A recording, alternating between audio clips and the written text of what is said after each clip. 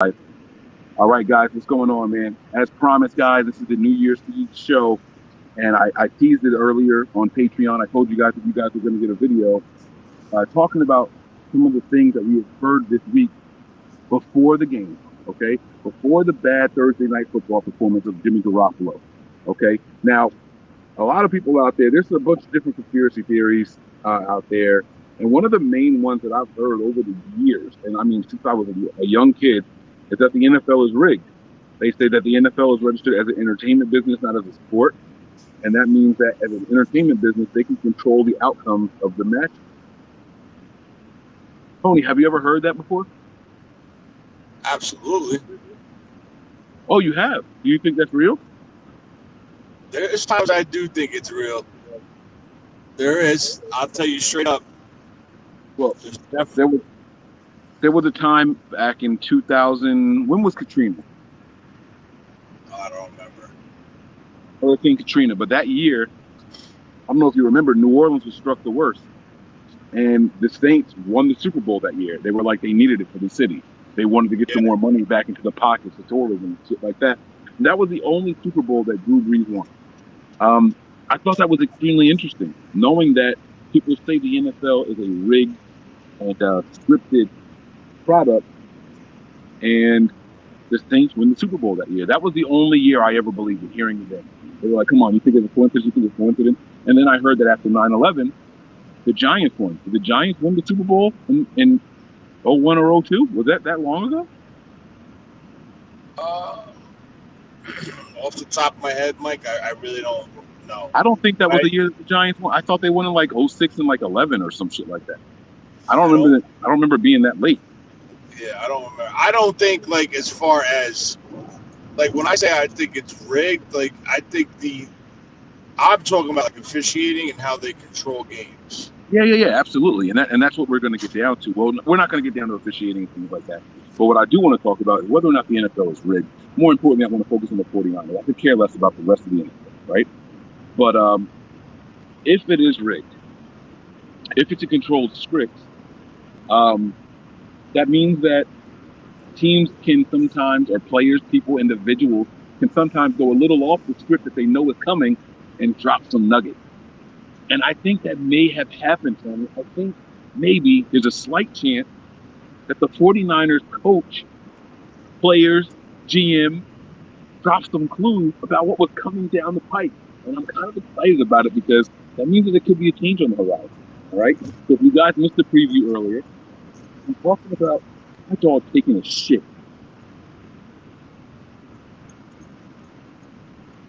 I'm sorry, that's not what I'm talking about. He's taking a shit in the front yard. Stop it, moron. No, you're not allowed to use the bathroom up here. Sorry about that, guys. I'm talking about the team hinting that Trey Lance might maybe be getting in soon, okay? Now, for years, we have known that Matt Mayoko is a mouthpiece for the 49ers, right, Tony? True or false? True. Okay. Matt Mayoko came out with a podcast a couple days ago before the Thursday night game. And he had some very interesting words about Trey Lance. I'm going to play those words for you guys. I want you guys to think about what you're hearing, okay? Let me preface this with the podcast was over. They had already talked about the 3-game win streak, or 2, whatever it was. They had already talked about how well Jimmy Garoppolo was performing. They had mentioned the Titans and how good the team looked and that this was a winnable game. They had talked about all these different things concerning the 49ers, right? And they were wrapping up. I mean, like, if this was a movie, the credits were rolling. But then they do like this thing like how they do in Marvel films, and the credits stop rolling, and there's this secret scene at the end of the movie. And during the secret scene of his podcast, he's like, hey, I got something to talk about. It has nothing to do with anything we discussed the whole time. And Laura Britt even tries to guess what it is. And then he drops this nugget on it. So, Tony, I'm going to mute you. I'm going to play this really quick. And then I'll take you off of mute, and we're going to talk about this, okay? Yeah. All right, so here we go.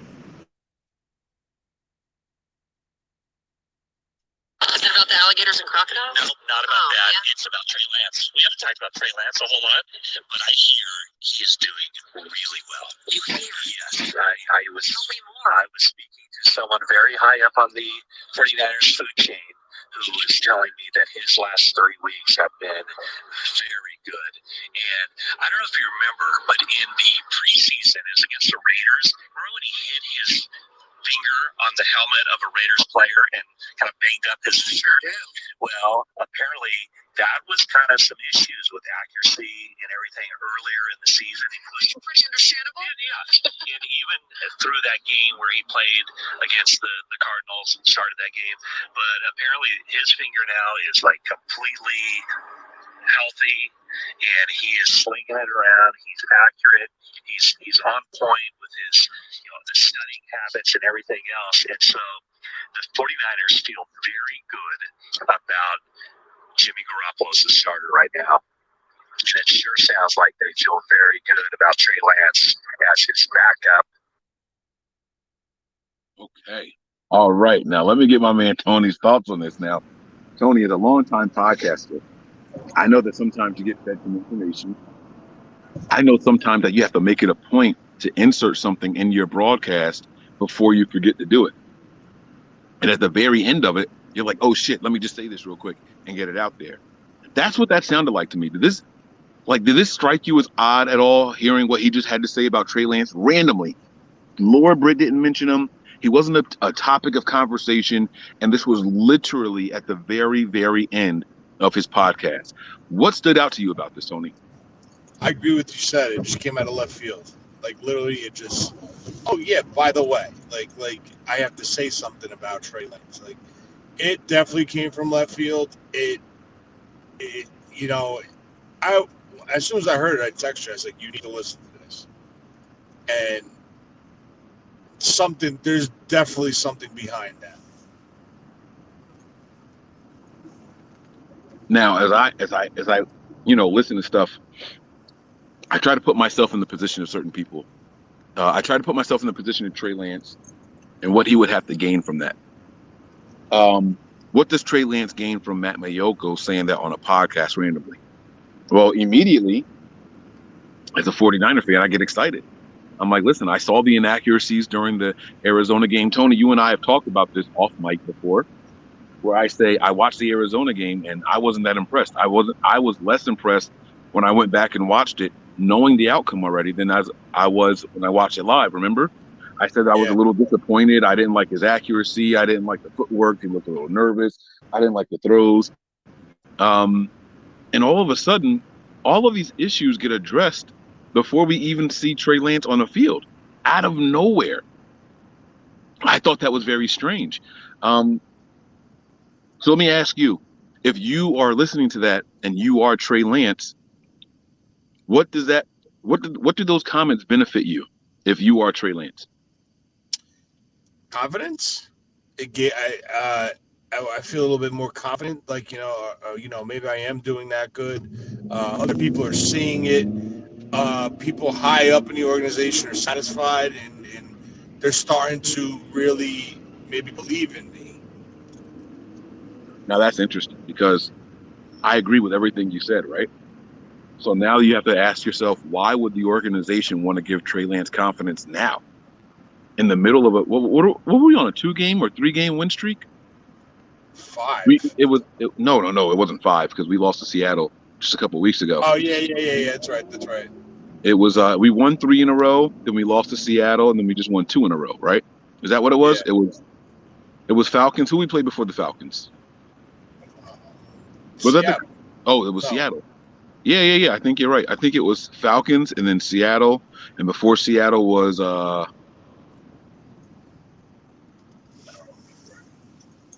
holy shit, Bears.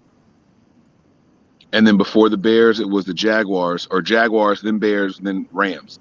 It was Rams, Bears, Jaguars, Seattle, Falcons, right? Yeah, I think so.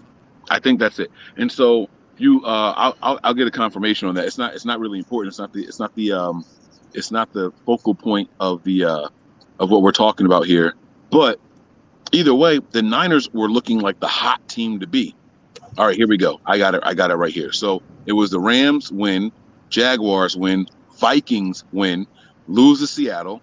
We beat the Bengals. Then we beat the Falcons. So that's what it was. It was win, win, win, loss, win, win. Yeah. The Niners had won 5 out of 6 games. Why the fuck do we have to talk about Trey Lance in a positive way right now? That's what was really lost you a game. Huh? Jimmy just lost you a game. That's why they have to talk about it. But it was 2 weeks later. Yeah, Jimmy hadn't lost in Seattle. The way you look at it is like the way I look at it is, all right, they dominated. They like, you know, they're in rhythm, they're executing, there's no issues. The offense was moving, the ball was getting distributed. He had high completion percentage. He was executing the offense. You look at Jimmy Garoppolo's record as a starter this season, and he throws 1 interception, it goes to 1-5. After that, it flips. They're like 6-0. I think the stat was I was reading today. So obviously, it's not that like the real Jimmy stood up, but Jimmy, it's Jimmy. Jimmy's back. So if this team really wants to make the run, like if they, I've been saying this, I wanted him to start since day one because I think he's a better quarterback and he offers more. But Jimmy is holding this team back. And there's clips circulating on Twitter with Kyle Shanahan absolutely losing his mind on the sideline when he missed a wide open Brandon Ayuk for a first down, a big first down in the big part of the game. That's unacceptable. Unacceptable. It was a 6-yard throw. Unacceptable. You can't do that. And I just think this team is starting to get frustrated now. Well, what I find the most interesting is that Matt Maiocco and his podcast come out every week. This wasn't mentioned after the Seattle game. This wasn't mentioned after the Bengals game, which, by the way, I think Jimmy Garoppolo performed in this last game against the Titans the same exact way he performed against the Bengals. The only difference is the Bengals players just dropped the interceptions. He threw 3 very catchable passes to the Bengals players. They just dropped them. In this game, they came up with 2 of them. And they dropped 2 more in this game. Jimmy could have thrown 4 picks in this game. That's the thing. All right, it gets to the point where enough is enough. Mm-hmm. You cannot have success when you have your starting franchise quarterback making $27 million a year, performing so consistently, making rookie mistakes out there, right? But it's just weird to me. It's just weird to me that they had 3 weeks to do this after the loss and they didn't do it. They waited until the game before the Thursday night football game. But there's another quote. So let's just say we're looking too much into Matt Maiocco's tweets. I mean, his posts, right? Mm-hmm. Fred Warner also volunteered some very very, very interesting information here. I'm going to play it, and I'm also going to play the question. The question is going to be hard to hear, so I'm going to apologize in advance. I want you guys to listen carefully, though, okay? I'm going to play the question, and it's going to go right to the answer. I'm going to let it play all the way through. So try to catch this if you can, okay? All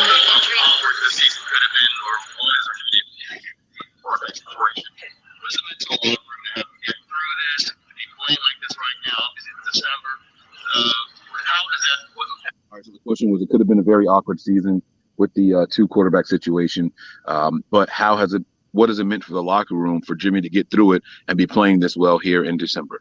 So that's the question.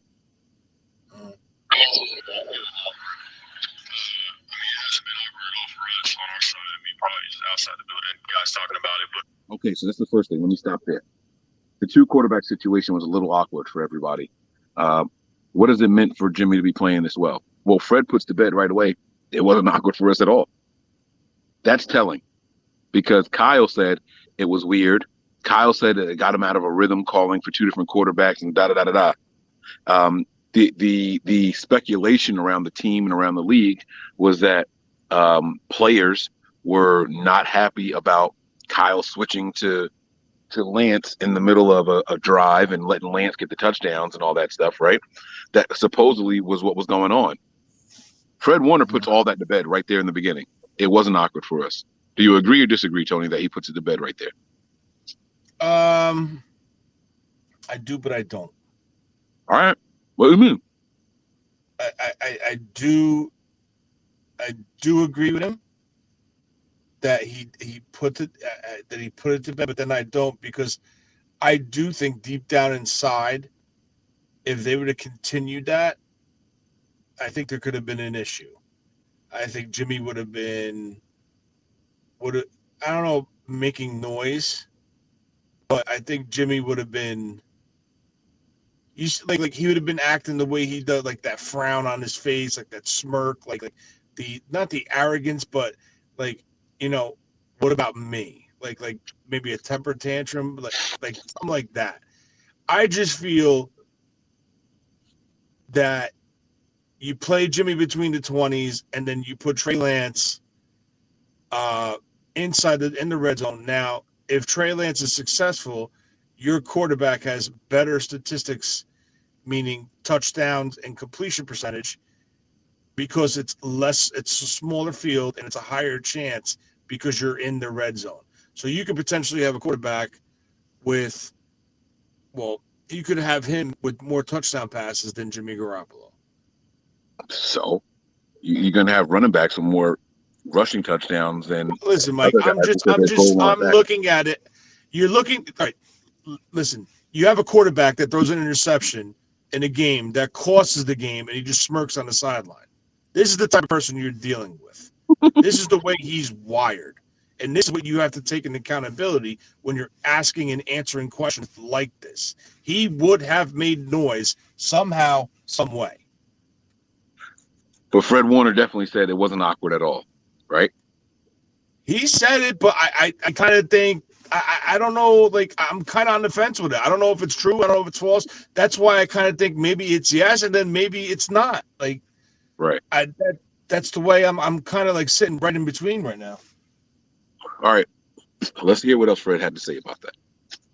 I mean, it hasn't been awkward at all for us on our side. I mean, probably just outside the building, guys talking about it, but inside, he's been the guy all along. And Trey has got a bright future ahead, right? I mean, just we see it every day in practice on our side because he's out there dicing us up. But Jimmy is our leader. He's our quarterback, and we've rode behind him the entire way, and so to see him playing at a high level like he is right now, Jimmy's not dicing him up. He was talking. Okay, now you're paying attention to what I want you to hear. Trey has a bright future ahead of him. We see it every day in practice. He's out there dicing us up. We see it every day in practice on our side because he's out there dicing us up. But and then he gets back to what the question was about: Jimmy playing well in December. They didn't ask him how Trey has been practicing. They didn't ask him if he thinks that Trey has been playing well in practice. They didn't ask him, hey, what do you see from Trey? It was it awkward? Or we know how awkward it was. How important is it that Jimmy's been playing well in December? Well, Trey's been tearing our asses up. That's not the same question. That's not the answer to the question. The team volunteered this information through Matt Mayoko and through Fred Warner. I think they did it on purpose, Tony. I really, really think they did it on purpose. Am I reaching here on my little conspiracy theory episode? No, I don't think so. I mean, I think there's something behind it. And another thing that I find very odd is how he's blocked from the media. So the media members have the right to make requests to hear from certain players. And the 49ers have been denying Trey Lance podium time, which is their right. And if as a private entity, I can reach out to the 49ers on behalf of Nothing But Niners and say, hey, I want to interview Trey Lance. They have the right to refuse to let him be interviewed. And they have been doing that all year long. Why do you think that is, Tony? I don't know. Mike, I don't know. I think because the questions. You know the questions that are going to be fired at him. Is this a competition between you and Jimmy? Are you guys talking in the locker room? Is he working with you? Is he helping with you? It's going to be, you know what I'm saying? There's going to be a wide array of questions, and it could create an issue. I mean, what is he going to say? No comment? That makes it that makes it look even worse. Very true. Very true. Very, very true, man. So, I mean, Tony, man, you tell me, man. I got to wrap this up. I know you got to go. This has been 20 minutes already, so let me wrap this thing up here. I'm looking at this as Matt Maiocco spilling the tea, something that he was told to say because he has been the mouthpiece for the 49ers before. And I think he was told to say, hey, Trey Lance has been practicing really well. This was before Jimmy's game on Thursday Night Football. I can't emphasize this enough. It has nothing to do with afterwards. Afterwards, everybody's talking about switching to Trey. But this was before. Jimmy could have went out there and diced them up like he did in those first couple of drives. Those first 3 drives were beautiful until the interception, right? But those first 3 drives were beautiful. Jimmy could have went out there and played like that all game for all we know.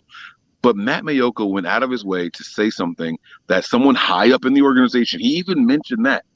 He could have just said, I heard from somebody somewhere associated with the team. He made it a point to say someone very high up the ladder in the organization that Trey Lance has been playing really well. The finger issues were a cause of a lot of his struggles, even during the game that he started in. So for people like me who watched Trey Lance struggle in a game, Maiocco made it a point to say, hey, Mike, relax. It's not that bad. It was only like that because of his finger. And then you have Fred Warner going out of his way to volunteer this information about how, hey, he's been killing us in practice. But Jimmy's our guy. We're riding with Jimmy. We believe in Jimmy.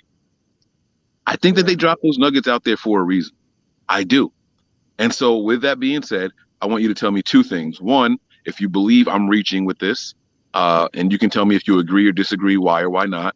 And then the second thing I want you to tell me is, do we see Trey Lance with a start before the end of the season?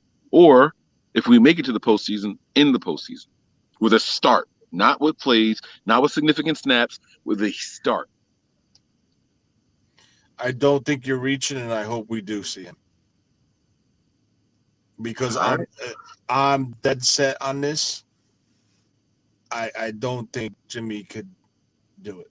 I don't. And I think we already know that from the Super Bowl versus Kansas City.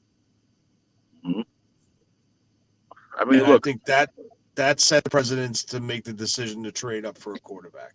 And if you honestly can sit here and say they did that because of injuries, you're oblivious. Yeah, no, you don't trade up that much because of injuries. So that's not the case. It's out there.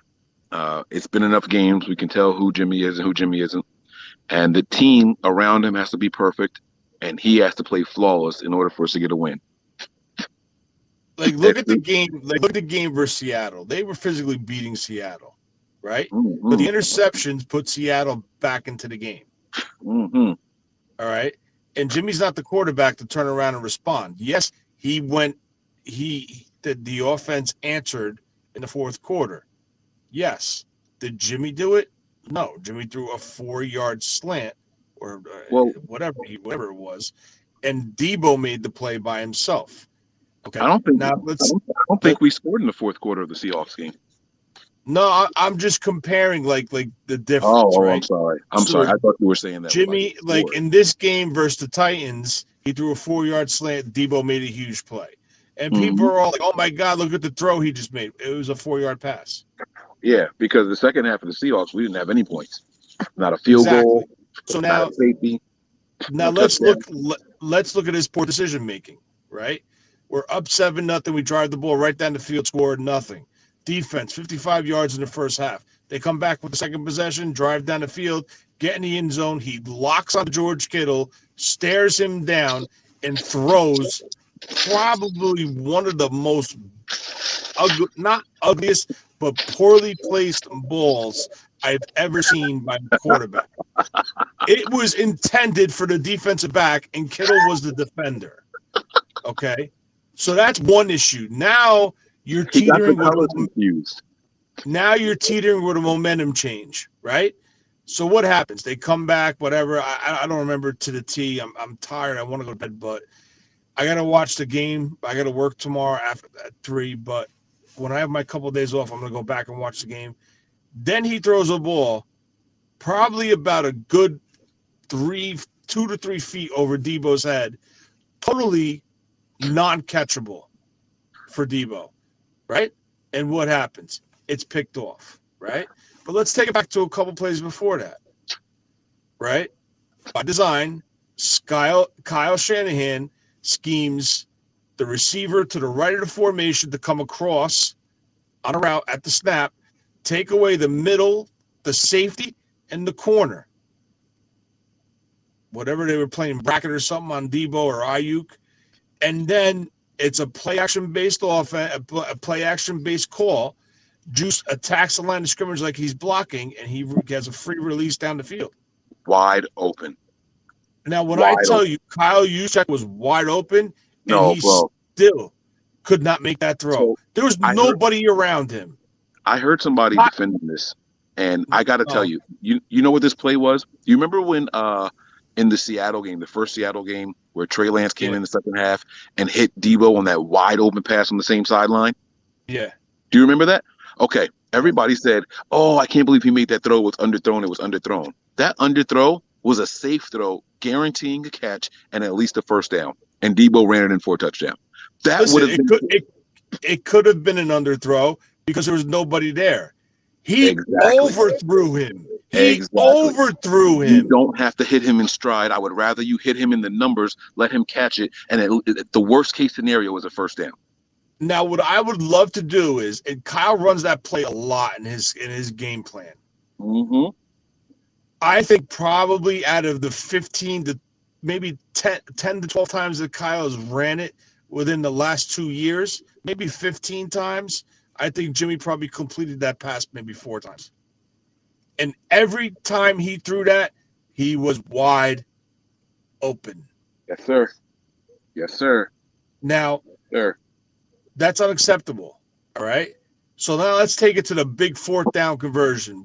It should have been Brandon Ayuk could have walked across the first down line, right? And I know Kyle Shanahan. 4th and 6. Kyle Shanahan is trying to say, well, maybe he should have sat down in the zone. No. Why would you want to sit down in the zone when your objective is to catch a ball in stride, in momentum, so your speed, and if you do get hit, you're going to fall forward because your momentum will push you forward. On a 4th and 6, you don't sit in the zone like that. You continue to run. Your quarterback should be able to throw a 3 to 4 yard pass and hit a guy in stride. If you cannot do that, you're not an NFL quarterback.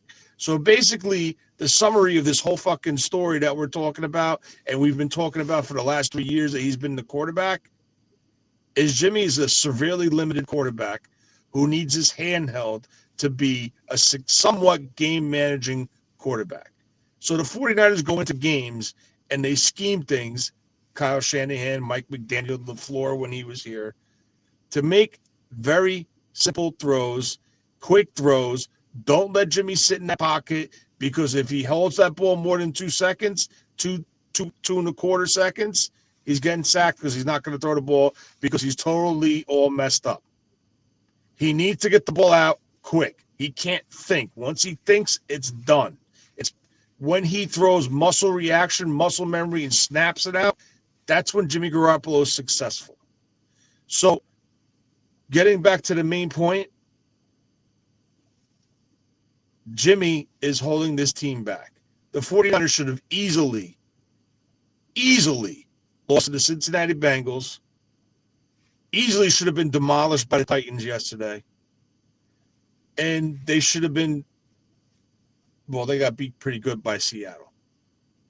They should have been beat a little bit more. But you're talking about opportunities that Jimmy gives these teams to stay in games.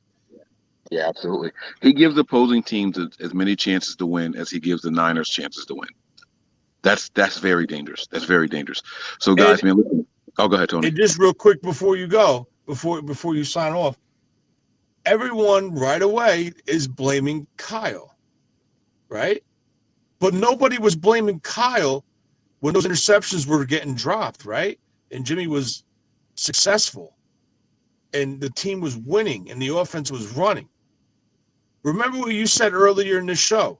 Drops. I was. There was a ton of drops by these defenses that faced Jimmy. And Now these what guys, was my message for those 3 weeks when that was happening? I said, stop being results based. Jimmy is going to cost us games eventually. absolutely. Okay. And that's why you cannot blame Kyle Shanahan. I disagree with that, but I'm not going to argue with you because it's Christmas. It's officially Christmas here on the East Coast, guys. Merry Christmas. I've been trying to figure out, we have a fireworks shop in town here, and I've been hearing fireworks going off for a while, and I just heard sirens. I'm wondering if the fireworks shop caught on fire or if someone bought a big display to set off at midnight, because it's been going off for about 15 minutes in the background. I'm sure you guys have heard it. But either way, Merry Christmas to you guys out there. Hope you guys enjoyed this episode. I'm going to end it with just playing those 2-minute clips. One of them is 1 minute and 9 seconds, the other one's 41 seconds. So a minute 50 seconds here of audio of Matt Mayoko, followed immediately by Fred Warner, and then we're going to sign off. Tony, thank you for jumping in, man. I really, really appreciate it. Enjoyed you in the dark, pause, and you have a good night. If you need to leave, you can just go ahead and jump out. I'm going to go ahead and play this audio now, though. Okay. Yeah, I'm going to jump out because I need to get to bed. I'm freaking exhausted. And Merry Christmas, everybody. Yes. I hope Santa's good to everybody. There you go. Let's see. We'll see how good Santa is if we see Trey Lance or not. Huh? Oh, let's go. All right, buddy. You take it easy. It's the gift that keeps on giving. Later. All right, my man. See ya. Later. Is it about the alligators and crocodiles? No, not about that. Yeah. It's about Trey Lance. We haven't talked about Trey Lance a whole lot, but I hear he's doing really well. You hear? Yes, I was. Tell me more. I was speaking to someone very high up on the 49ers food chain who was telling me that his last 3 weeks have been very good. And I don't know if you remember, but in the preseason, it was against the Raiders. Remember when he hit his finger on the helmet of a Raiders player and kind of banged up his finger? Sure do. Well, apparently that was kind of some issues with accuracy and everything earlier in the season, including Pretty understandable. yeah, and even through that game where he played against the Cardinals and started that game. But apparently his finger now is like completely healthy, and he is slinging it around. He's accurate. He's on point with his, the studying habits and everything else. And so the 49ers feel very good about Jimmy Garoppolo as the starter right now. And it sure sounds like they feel very good about Trey Lance as his backup. The season could have been or was already for that situation. Listen to the locker room to have him get through this. Be playing like this right now. This is December. What kind of message is that in the locker room? It hasn't been awkward at all for us on our side. Probably just outside the building, guys talking about it, but inside, he's been the guy all along. And Trey has got a bright future ahead, right? We see it every day in practice on our side because he's out there dicing us up. But Jimmy is our leader. He's our quarterback, and we've rode behind him the entire way. And so to see him playing at a high level like he is right now, we're gonna need it. All right, that's it. No more words. Peace.